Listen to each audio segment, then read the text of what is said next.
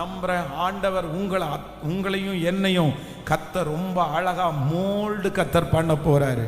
கத்தர் உருவாக்க போகிறார். பெரிய கருவிகளாய் நம்மை உருவாக்க போகிறார். நாம் பயப்பட்ட நடுங்கின நம்முடைய இருதயத்திற்கு ரொம்ப பயமா இருந்த சில பிரச்சனைகளை இனி நீங்கள் சந்திக்கும் போது பயப்பட மாட்டீர்கள். இனி அதை குறித்து அஞ்ச மாட்டீர்கள். காரணம் என்னன்னா, அவ்வளவுக்கு அதிகமாய் கத்த நம்மை ரொம்ப அழகாய் கத்த நம்மை உருவாக்குகிற தேவனாய் இருக்கிறார். அப்படியே கைகளை மேல உயர்த்தி இந்த 10வது நாள் ஆண்டவருடைய சமூகத்திலே அந்த காரியத்திற்காக நம்ம கேட்க போறோம். அப்பா, எனக்குள்ள ஒரு பெரிய உருவாக்குதல், எனக்குள்ள ஒரு பெரிய மாற்றத்தை ஆண்டவர் தரப்போகிறார். என்னை விலையேற பெற்ற ஒரு கருவியாய் ஆண்டவர் என்னை மாற்ற போகிறார்.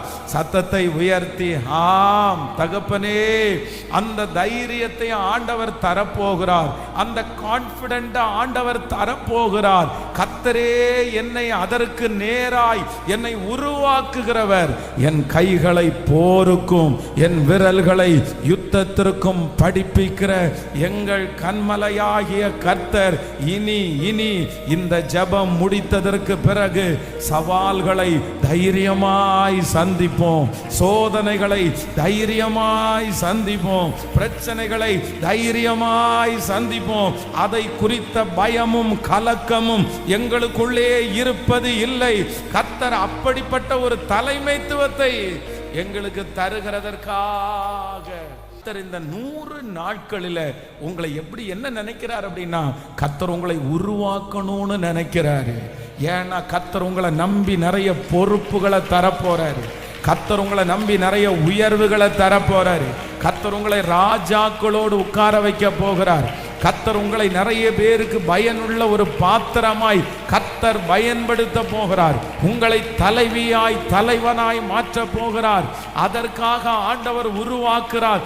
கைகளை மேல உயர்த்தி சத்தமாய் ஆண்டவரிடத்துல சொல்லுங்க, இயேசுவே, நீர்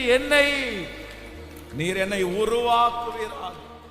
முழு பலத்தோடு அப்பா, நீர் என்னை உருவாக்குவீராக.